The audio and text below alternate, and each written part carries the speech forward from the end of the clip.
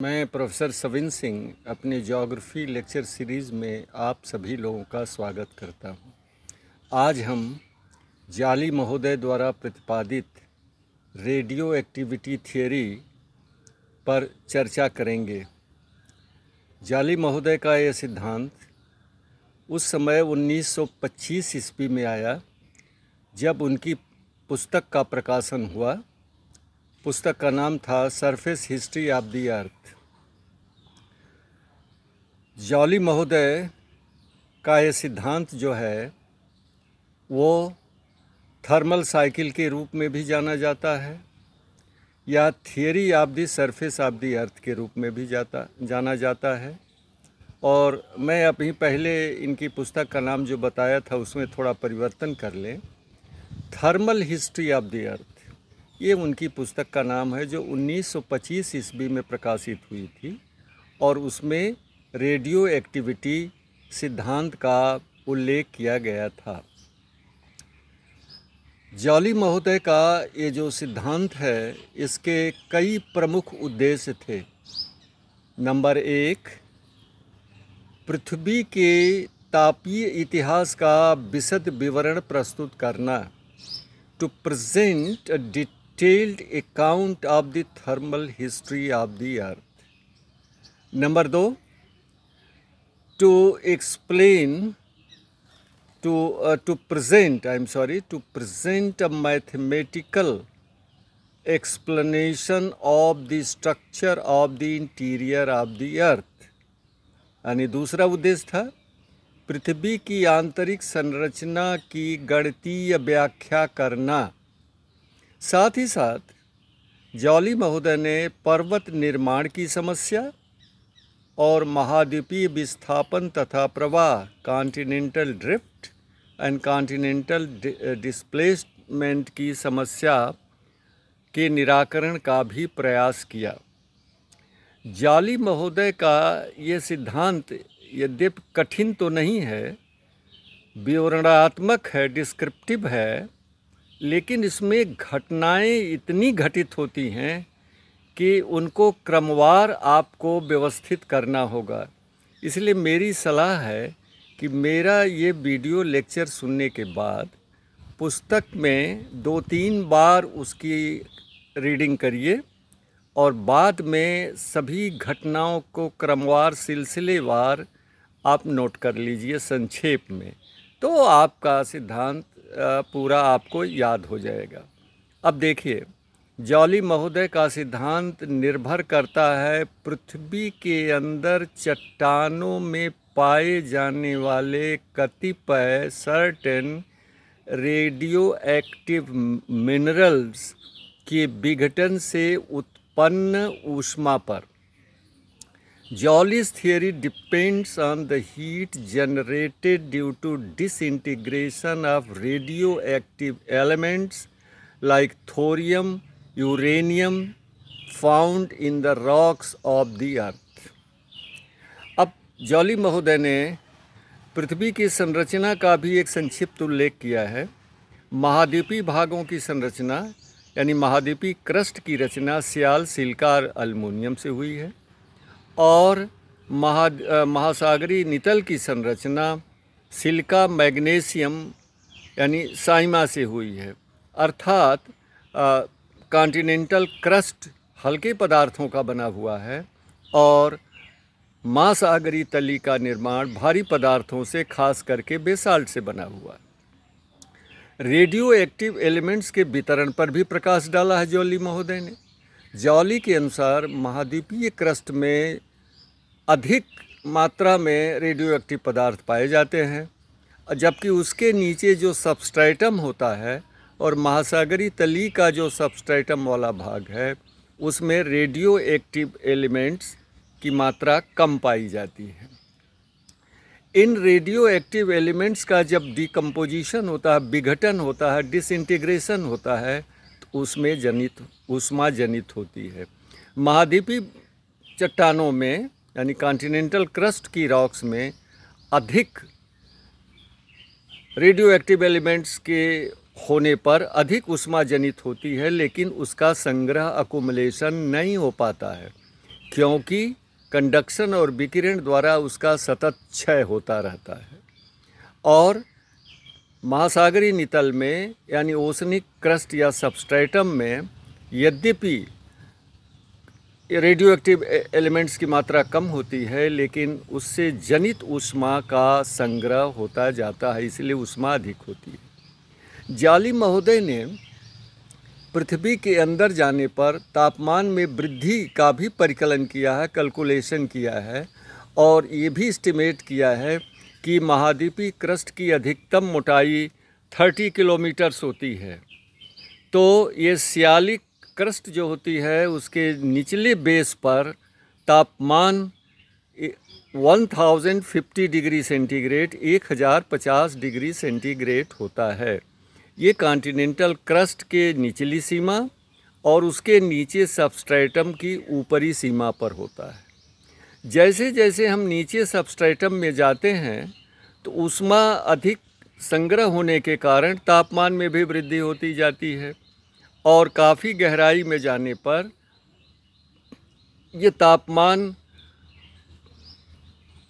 1100 से भी ज़्यादा हो जाता है। यानी नीचे जाने पर तापमान में सतत वृद्धि होती है। और ये पहले बताया है आपकी कि साइमा यानी जो सबस्ट्रेटम की रचना बेसाल्ट से हुई है, जिसका मेल्टिंग पॉइंट 1150 डिग्री सेंटीग्रेड होता है। ऊपरी भाग में 1050 डिग्री सेंटीग्रेड तापमान है, और निचले भाग में बेसाल्ट तभी पिघल सकती है जब तापमान 1150 डिग्री सेंटीग्रेड से अधिक हो जाए। जैसे ही और ये जो तापमान की प्राप्ति होती है, इसका भी गणितीय परिकलन किया है जाली महोदय ने कि 33 मिलियन से 56 मिलियन ईयर्स में यह मेल्टिंग पॉइंट को बेसाल्ट पहुंच जाती है। यानी 33 मिलियन से 56 मिलियन वर्षों के बीच तापमान 1150 डिग्री से सेंटीग्रेड से अधिक हो जाता है, जिस कारण बेसाल्ट पिघल जाती है। अब यहीं से जाली महोदय के सिद्धांत का ऐतिहासिक घटनाक्रम प्रारंभ होता है। अब देखिए, जैसे ही बेसाल्ट पिघलती है तो उसका आयतन बढ़ जाता है मैग्मा में बदलने के कारण।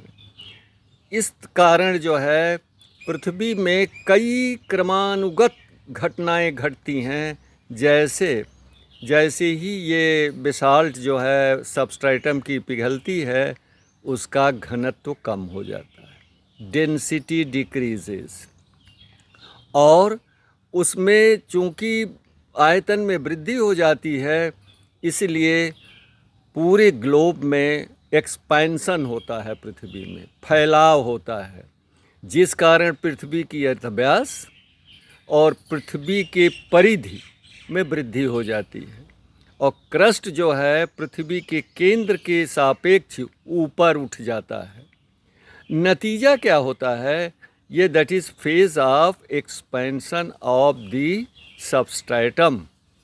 सबस्ट्रेटम के इस फैलाव या विस्तार के कारण समुद्र की तली ऊपर उठती है, और समुद्र की तली में तमाम फ्रैक्चर और फॉल्ट्स उत्पन्न हो जाते हैं, जिसमें से मैग्मा ऊपर उठ के उसमें जाता है और ठोस होकर के वह ज्वालामुखी द्वीपों का निर्माण करता है। और सागरी भाग की तली ऊपर उठ गई है, जिस कारण उसका जल महाद्वीपीय किनारों पर चला जाता है और उसे आवृत कर लेता है। इस प्रावस्था को कहते हैं ट्रांसग्रेशनल फेज ऑफ द सी, यानी समुद्र के अतिक्रमण काल की प्रावस्था। और इसी समय महाद्वीपीय किनारों पर भूसन्नतियों जियोसिंक्लाइन का निर्माण हो जाता है, क्योंकि महाद्वीपीय किनारे सागरीय जल से आवृत हो जाते हैं। ये जब स्थिति होती है तो चूँकि अंतरतम पिघली अवस्था में है, इसलिए उस पर महाद्वीपीय भाग कुछ हिस्सा नीचे डूबने लगता है और कुछ तैरने लगता है, और टाइडल फोर्स के कारण ये महाद्वीपीय क्रस्ट जो है पश्चिम दिशा की तरफ प्रवाहित हो जाती है। जिसे कहते हैं कॉन्टिनेंटल ड्रिफ्ट। तो इस तरह से जॉली महोदय ने अपने सिद्धांत के माध्यम से ज्वालामुखी द्वीपों के निर्माण और महाद्वीपीय विस्थापन की भी बात कही है। अब जैसे ही महाद्वीप पश्चिम की तरह अग्रसर होते हैं तो महासागरीय क्षेत्रों की जगह पर महाद्वीप और महाद्वीपीय क्षेत्रों की जगह पर महासागर का विस्तार हो जाता है, जिस कारण बड़ी तेज़ी से ऊष्मा का रेडिएशन द्वारा क्षय होने लगता है। नतीजा क्या होता है कि तापमान में गिरावट होने लगती है और जो सबस्ट्रेटम पिघल गया था उसका वह पुनः ठोस होने लगता है। Resolidification of previously molten substratum. नतीजा क्या होता है कि जो घनत्व पहले कम हो गया था वो घनत्व बढ़ने लगता है और जो पृथ्वी की अर्धव्यास में वृद्धि हो गई थी वह अपने पुनः वापस स्थिति में आ जाती है। जो परिधि में विस्तार हुआ था सरकमफेरेंस में, वो भी घट करके पहली वाली स्थिति में आ जाता है। जो समुद्रीय जल महाद्वीपों के ऊपर पहुंच गया था वो ठोस होने के कारण, रीसॉलिडिफिकेशन होने के कारण सबस्ट्रेटम के उसमें सिकुड़न कॉन्ट्रैक्शन हो जाता है।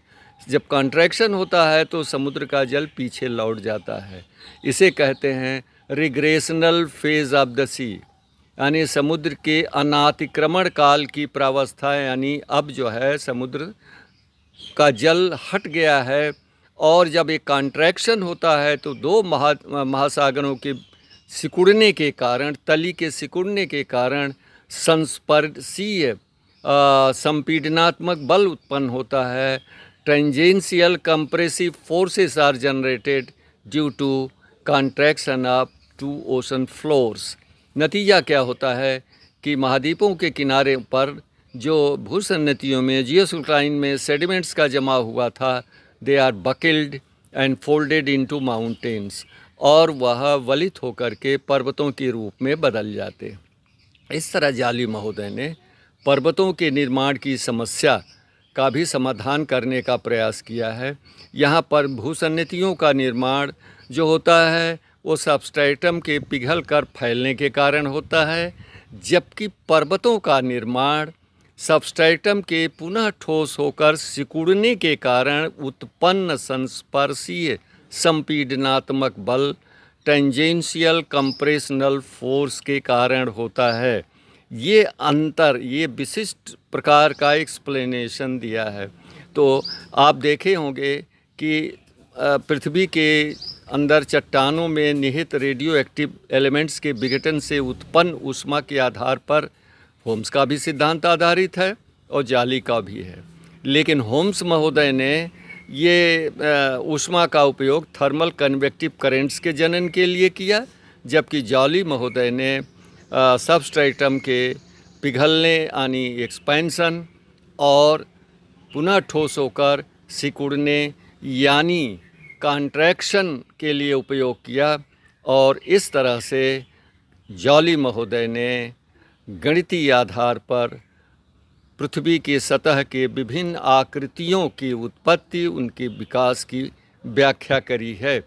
जॉली महोदय के अनुसार पर्वतों में ये जो निर्माण की प्रक्रिया होती है चक्रीय रूप में होती है। प्रति 33 मिलियन से लेके 56 मिलियन 33 टू 56 मिलियन ईयर्स पर पर्वत निर्माण की दूसरी अवधि प्रारंभ होती है। इसलिए cyclic pattern of mountain building according to jolly